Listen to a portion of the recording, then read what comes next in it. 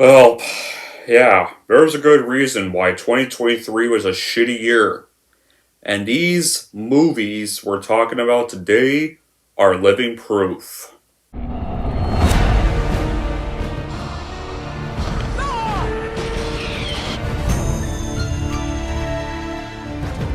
were up, and they did. We're smart, and my...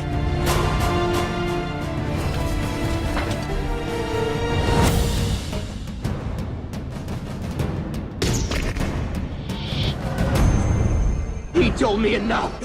No, I.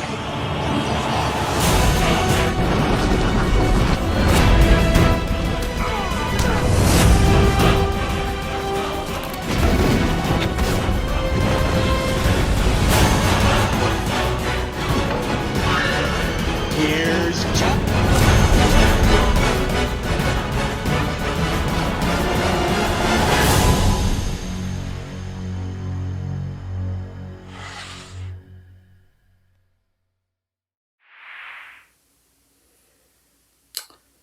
Hey everyone, it's Don G. Corleone here, and I'm here with a brand new video, a top 11 video.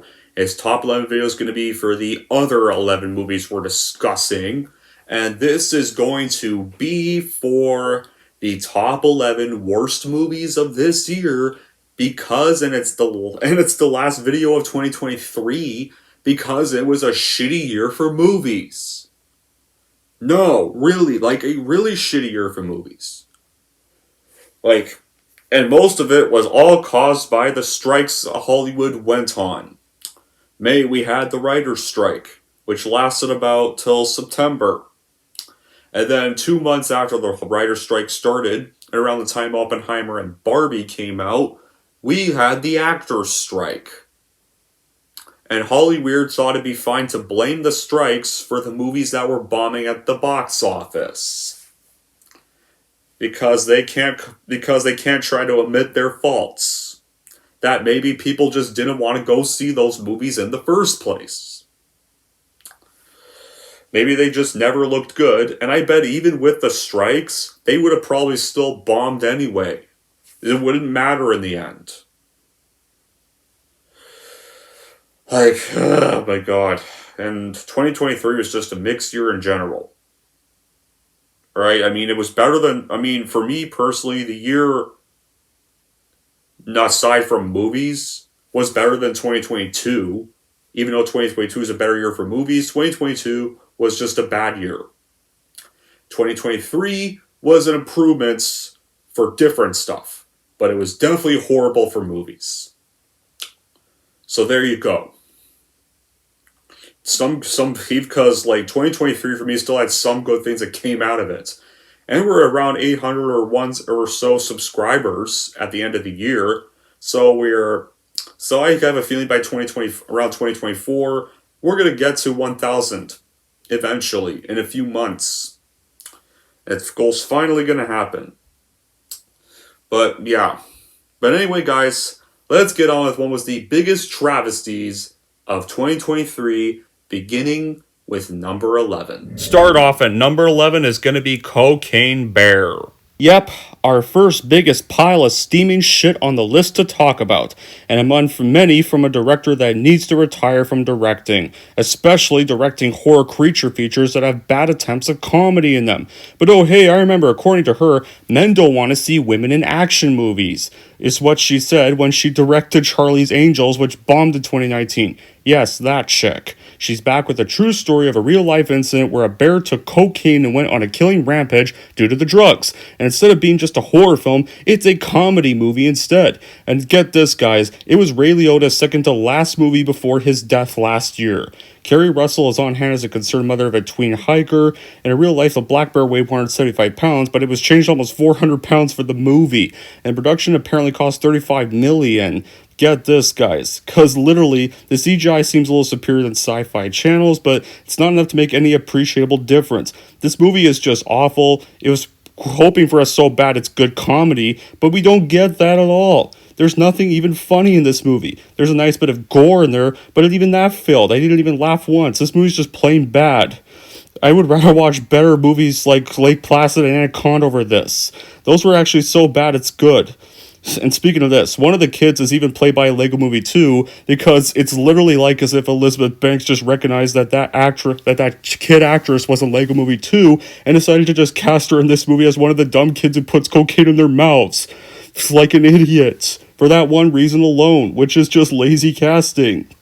And the only things I liked with this movie were there were some gruesome kills and one funny moment every once in a while, and the bear itself is definitely well done, but other than that, this movie, much like the bear that foolishly randomly thought it'd be good to put cocaine in its mouth, can all go rot on cocaine like it literally deserves to do. 10th place is going to be Infinity Pool. Here we have Brandon Cronenberg trying to fill in his father's footsteps. He did fine with Possessor 3 years ago, but his next film, this movie, nope!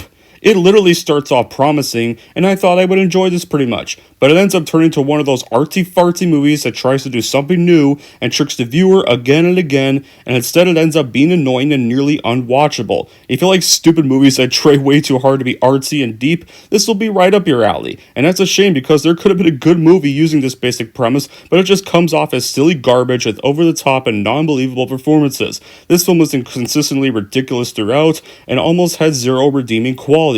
It's kind of like another garbage artsy-fartsy movie. Literally. This movie is filled out with just out-of-the-box actions taken by the cast and the objects such, and outfits are weird too, but they don't tie into anything in the grander aspect of things. It's basically, oh, you could get out of your death sentence by making a clone of yourself, and then we'll just keep on repeating the same exact scene again and again for the whole entire plot. The other characters are not memorable or likable at all. There's no good redeeming qualities for them, no backstory, no motives, no nothing. Nobody has any motive to do anything really. They just do nasty stuff. Like, what drives them? Nothing. It's because they enjoy it. What drives James? Nothing. And after a tense and troubling first hour, where the bizarre truth about how the island function emerges, this body horror exercise becomes literally rather irritating as the annoying rich idiots throw money away so they can torture and murder locals. Kind of like an artsy-fartsy version of Hostel, but with a broader scope though. And in short, like, all this movie did was just rely on shock value. The story of this movie just goes nowhere. Infinity Crap is a better name for the swimming pool, with no infinity whatsoever.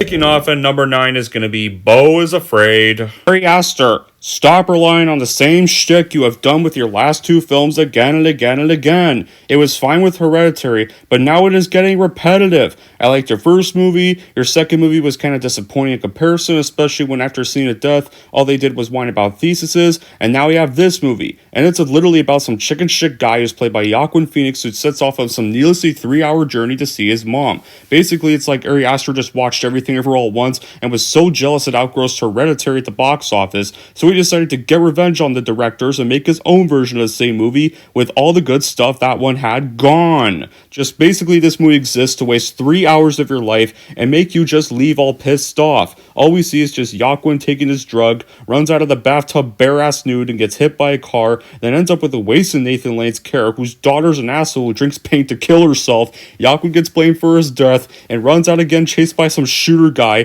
then is forced to sit through a boring as fuck play you'll ever witness, and then gets chased out by shooter guy again, finds out his mother died and arrives late to her funeral, but then meets a love interest in that house from his childhood, and we learn he's afraid to have sex because he fears he'll die if he gets laid. Then his mother is alive for some unexplained reason and locks Venus in the attic where we see a penis monster because people apparently wanted to see that and it was never done before, like Italian Stallion said in his rant. And then shooter guy gets killed by penis monster, Joaquin strangles his mom, stops again, escapes on a boat, and it's not even the end of the movie because it gets clogged in the middle of a football stadium.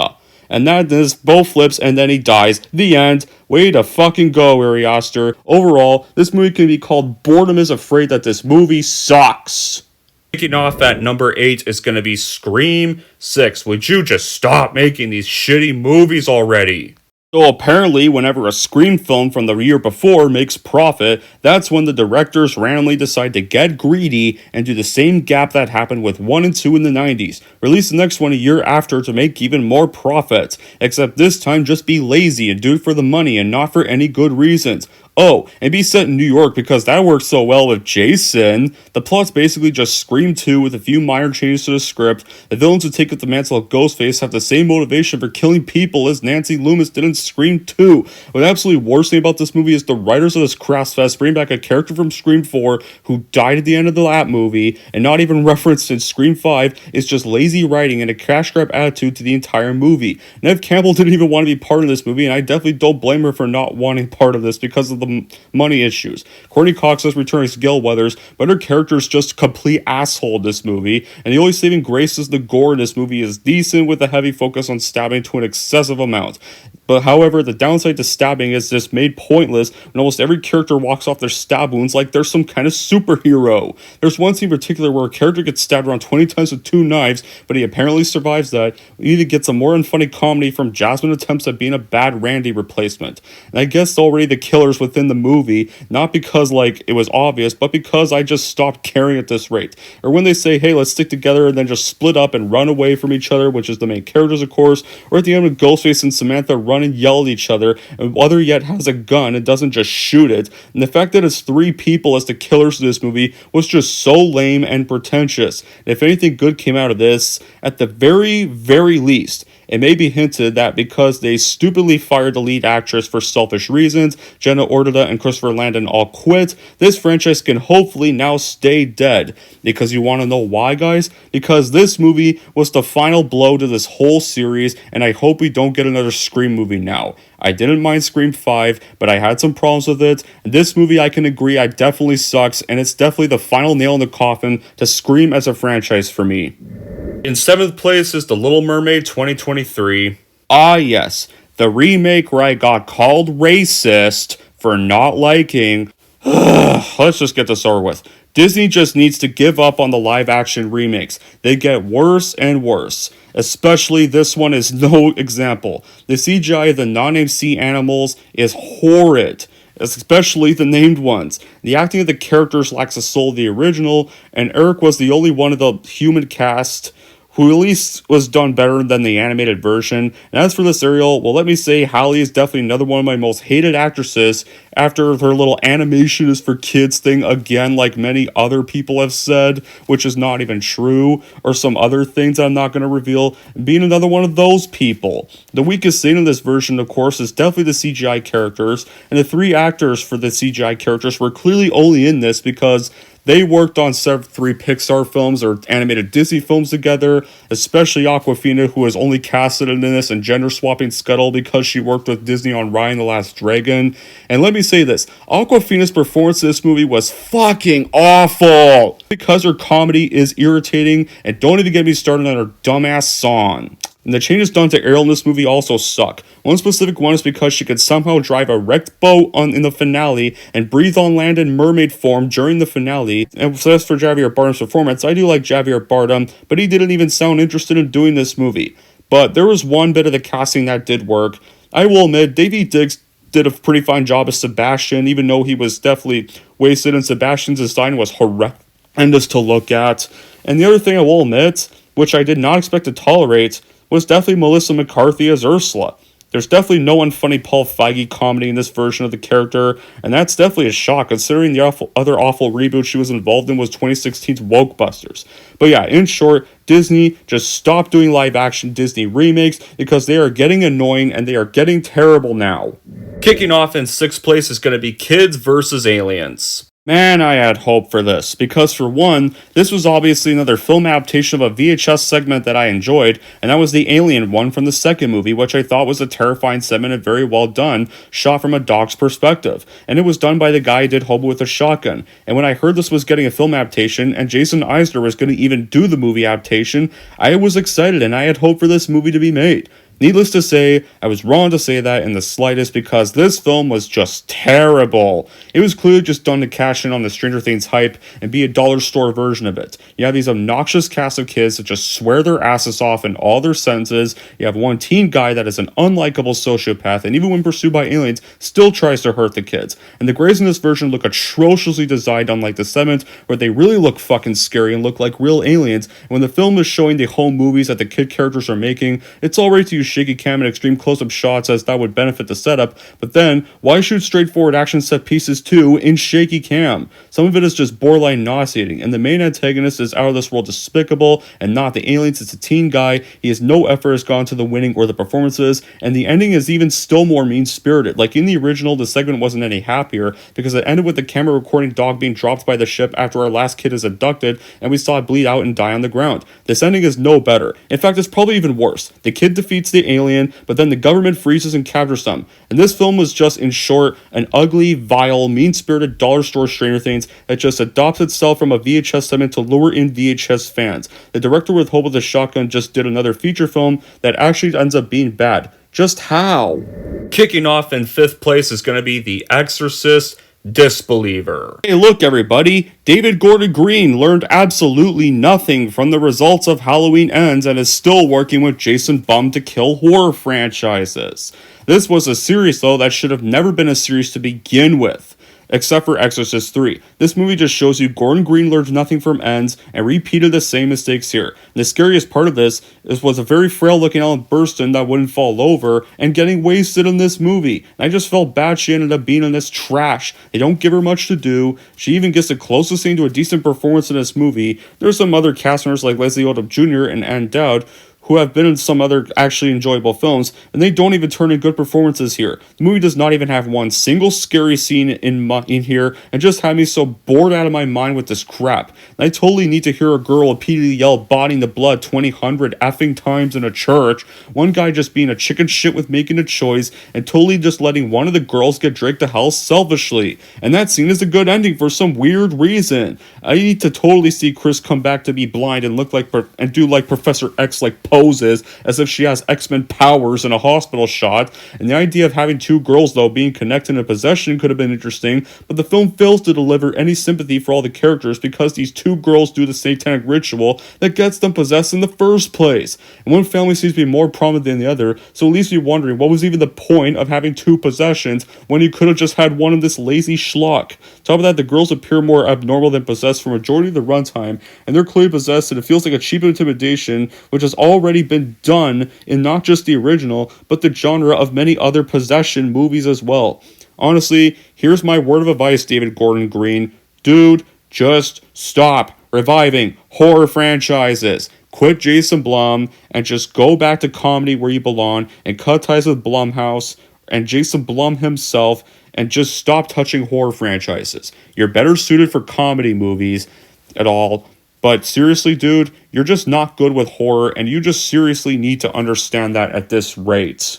Kicking off in 4th place is going to be Teenage Mutant Ninja Turtles Mutant Mayhem. I don't know why people actually thought this was a good Ninja Turtles movie. What the hell is this? It's literally just a TikTok video that runs for 2 hours. Has the Turtles being asshole narcissists who want to save the world for selfish reasons, make gross jokes and do cringy things, have ugly ass fuck designs for your characters, just ruin Splinter, make our mutants terrible villains and unfaithful characters. Seth Rogen, you need to retire from animation for life. This humor in this movie was juvenile. It was basically just made for 12-year-old boys and only 12-year-old boys, just cringing, tried so hard to be cool for the kiddies, painfully hard, and the action unfortunately even fails the animation. It's just chaotic, choppy, no real weight to any of it, and for a movie with ninja in the title, there's little action as a whole, and when it's there, it doesn't even feel like ninja stuff. Just people and stuff getting tossed around. And the characters annoy me so much too. The Turtles, even the beginning scene, they joke about Splinter's ass smelling like cheese and Doritos,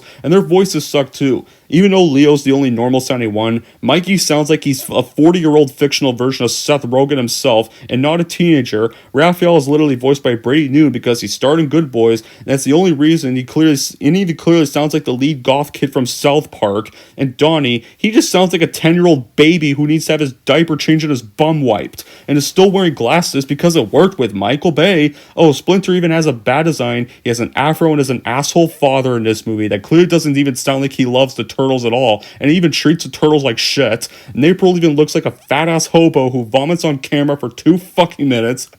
Scenes even drag on too. The jokes even drag on. There's no stakes. I mean, sure, there's a big global level threat, but the jokes just even undercut any real tension, and the finale is very rushed, and also being too damn long. And literally, it's like Seth Rogen just hoped he would make a better version of Into the Spider-Verse, and he failed to even try that. It's like as if Seth just smoked weed, watched Into the Spider-Verse like, oh hey, Into the Spider-Verse rocked, I'll make my own version of this movie with the Turtles. No.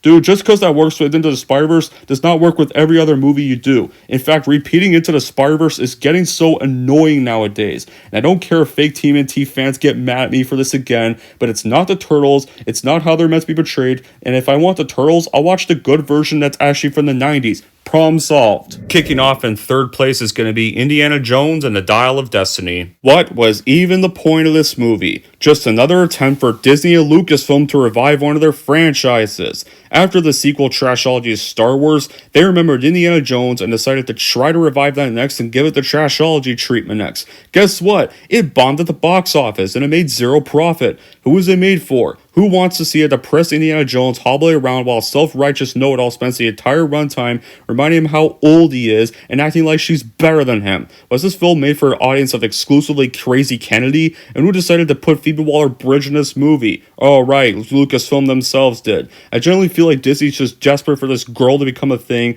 but she's just so annoying and unlikable, and it doesn't help when you ever play this insufferable character who makes 2023 comments in a movie that's supposed to be set in 1969 and never get a shit round companion that sucks at being short round, and both of them basically boss Indy around the whole movie and act like they're smarter than him, which they're not, because shit round gets captured by the bad guys quick in one part. There's horrid green screen effects, the CGI, and easily you could have literally cameoed every notable character from the preceding films and still wouldn't have saved this movie at all. And people think the CGI in Skull was bad. This was worse and much more bad. The character development is pitiful. Harrison Ford's portrayal of Jones literally feels tired and uninspired, and gone was the wit and charm that made the character so beloved, and you get replaced with a lackluster late-third performance that seemed like Ford was simply going through the motions. The supporting cast even fares no better, and James Mangold proved himself to be an asshole, disrespected Ford and Williams altogether, and he lost my respect the minute this movie released. The dialogue is cringeworthy, the witty banter or one-liners that characterize the previous films are replaced with clunky uninspired lines that feel flat. It's just a painful reminder how far this franchise has fallen, and the only good thing about this movie was the ending with him and Marion, but I could tell it was just an obvious reshoot because they must have clearly planned for him to die at the end, but they changed it to Helen randomly punching Indiana in the face to save him from death, and that's just also equally embarrassing to watch. This is definitely my most hated film of the summer, but there are two worse films on this list that surpass this movie being even more bad. Kicking off in second place is going to be Winnie the Pooh, Blood and Honey. Whoever came up with this idea is a fucking idiot. Yeah, let's take one of Disney's cutest characters and we'll disrespect the shit out of them by making them slasher murderers. This Rise guy is a moron for doing this, and I hope he never directs a movie again in his life. This film is just torture. It's an embarrassment to the characters and even to Jim Cummings, who thought so himself when he saw it. It's a disgrace of a slasher. The acting, writing, plot, the complete and utter lack of even so much as an attempt at character development are a mess. It's not one of those so bad it's good movies. It's one of those films that's just so painful to sit through from beginning to end. Plot holes, lack of a protagonist, full of characters who are uninteresting and unlikable. I don't know why anybody even enjoys this movie, and I don't know how the hell this shit is getting a sequel. Like, literally, it's focused on these women. The women even find a gas station in the forest, and it looks like it's been abandoned for decades, and they literally decide to go inside anyway. The characters walks in looking for a worker so they can fill up gas. How could people be that stupid with an abandoned gas station? What possible indication do you have that it's a functioning gas station? One of the leads even brings his gun with one bullet, but she misses because she sucks at shooting, and we have this unnecessary amount of nudity and sexualization in the characters. In one of the scenes, Winnie rips off the shirt of a girl before killing her for no reason, and it doesn't appear that Winnie or the other characters are sexually driven, so it's just a boring attempt to make the movie interesting. And the scene is this another girl in this bikini herself in her room, and this hot tub has zero purpose in the movie, and it's redundant and does the movie no credit. How is this getting a sequel again? And even when Jim Cummings says he wants nothing to do with your version of Winnie the Pooh and is furious at the results, that's when you know your career is already a fail and you should have never directed a horror movie to begin with. Now, before we get to what was the biggest pile of shit this year we got, let's get through what was the dishonorable mentions. It needs to be big so we can all fit inside. You know, this is all really fun and exciting, but you have to be a boss, but you can't be mean. You have to lead, but you can't squash other people's ideas. You're supposed to love being a mother, but don't talk about your kids all the damn time. With a space-time continuum, An idiot. Here. Okay, are you joking with the chewing noises right now?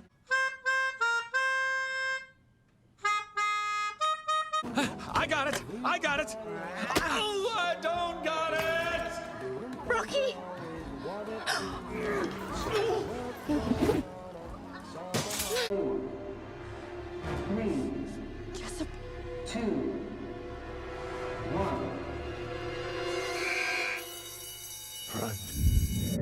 And with that, the number one worst movie of 2023 is The Expendables 4. Yes, this was no doubt an obvious number one choice. Sly, when are you going to stop relying on the past for this remainder of your career? First Rambo 5, and now Expendables 4, even though Expendables 3 was shitty enough. Now he even wants to do a Cliffhanger 2. What's next? A Cobra 2? Onto this. This movie is just tedious and stupid. The action was bad, the acting was bad, the CGI was atrocious, the direction's limp, the story is scattershot and lacks any sense. This easily got to be Stallone's worst film in a while. Even the unrelenting violence isn't even enough because it's barely even violent. There is some violence, blood sprays, but that's about it. Like, you could care less that they just decapitated a guy with a light post. The bad guy keeps stabbing everyone with his pointy sticks, probably because it's all stuff you've even seen in better movies. There's barely any R-rated violence in here, and it's up there with AVP Requiem and Die Hard 5 for worse examples of when going back to R-rated after PG-13 never works out, and it's even worse, because you at least have the unrated version of Die Hard 4 for Die Hard 4. Pretty much everything is just made in studio in front of a green screen, with horrible CGI environments, horrible cheap CGI overall, and I question if anything besides the actors were even real in this film. You could pretty much just picture the actors shuffling around in small green screen studio, surrounded by green boxes, never breathing fresh air during the entire filming. Hell, Equalizer 3 was definitely a better action sequel this month than this. Denzel's near his 70s, and even he's a better action star than Sylvester Stallone is nowadays. An example of horrible acting in the first scene is when his kid is held hostage, not even looks scared, and just confused and bored. And most of the film is just about Jason Statham doing stupid shit, and our new members here are Megan Fox and 50 Cent, who are not live action stars, and Megan Fox being in this movie is just a bad choice because she's an awful person, and you even get to have a scene of Randy Couture taking a piss on camera. And it's an obvious reveal that Sly is not even dead, and he actually becomes this asshole character who let a random guy take his place instead during his so-called death scene. On the good side though, it did bomb at the box office, and now hopefully it means that the Expendables series can finally die and we never get another Expendables film ever again. There we go! That finally wraps up the top 11 travesties we've had to sit through this year. And now, do I have hope for 2024? No, I don't. I have no plans, excitements for next year, because after seeing Hollyweird this year, I've got no hope for Hollyweird next year either, so why should I? And get excited for another movie so it could be delayed again? That's why I should be excited? No. And plus, I have no idea whatever awaits, whatever unhappy stuff is going to probably await me in 2024, so I've got no excitement for next year. Alright? There's no point. I don't get excited for years anymore after 2020. I have no reason to be excited for a new year. No reason. And I don't know what the hell is going to happen next year. But it's probably not going to be any good. Until then, guys, that'll be it for this top 11 video. Thank y'all for watching. If you like this and want to see more, don't forget to like, subscribe to Don G. Corleone.